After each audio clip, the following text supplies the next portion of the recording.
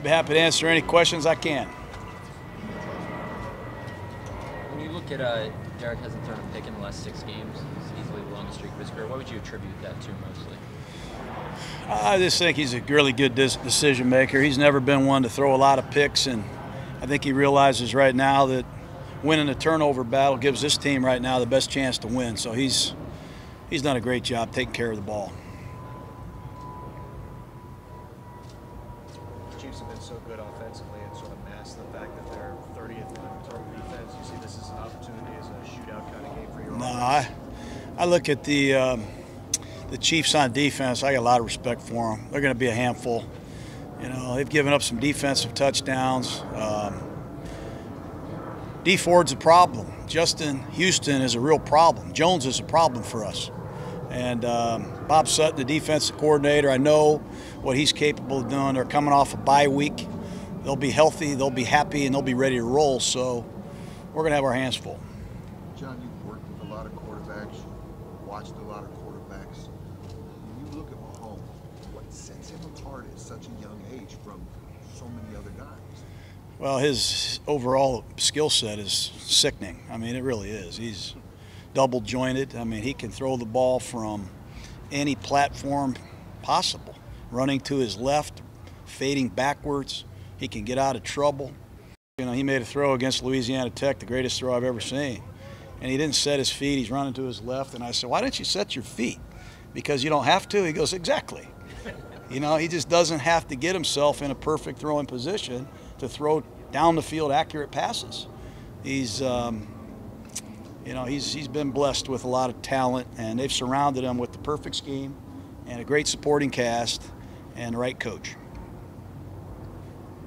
What is it about Andy that sort of makes him good with different? I mean, he had on the conference call today. He was talking about that he's been with Favre, he's been with Vic, he's been with lots of different guys.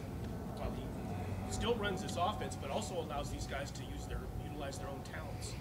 Well, I think a credit to him is he's always considered the quarterback the head of the food chain. You know, wherever he goes out of his way to get one. You know, bringing in Alex Smith was a tremendous move for the Chiefs. You know, he did a great thing for Kansas City.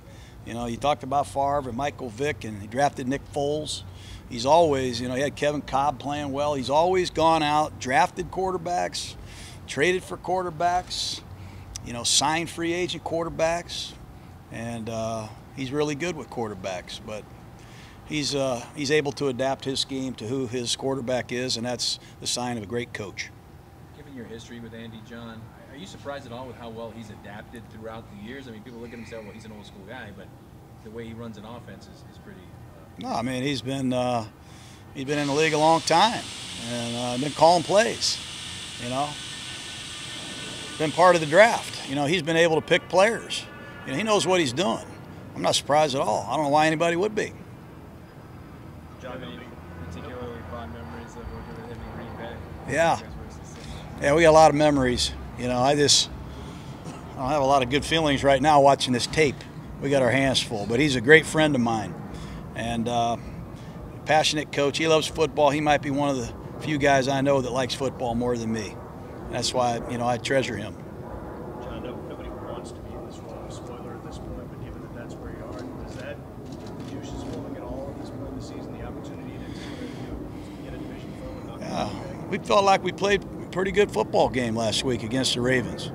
You know, we really did. We were down by 3 points, start that fourth quarter on the road against a team I think is capable of winning the North. We're just concentrating on getting better. We know what the point spread is, and we know what we're up against. We're anxious to compete. That's all I can say. Remember the first time we talked to you about Johnny Townsend after the draft, you said the reason we got him is for guys like Tyreek Hill. How much is that directional ability he has going to come into play? Well, we got to do a better job than we did last week. You know, the one punt return we've given up, we didn't hit our landmark. You know, we gave him a low-hanging punt that gave him a two-way go, and that's hard to defend. But if we do that against this guy, we'll have very little chance to win this game. This guy's really unique. Tyreek Hill.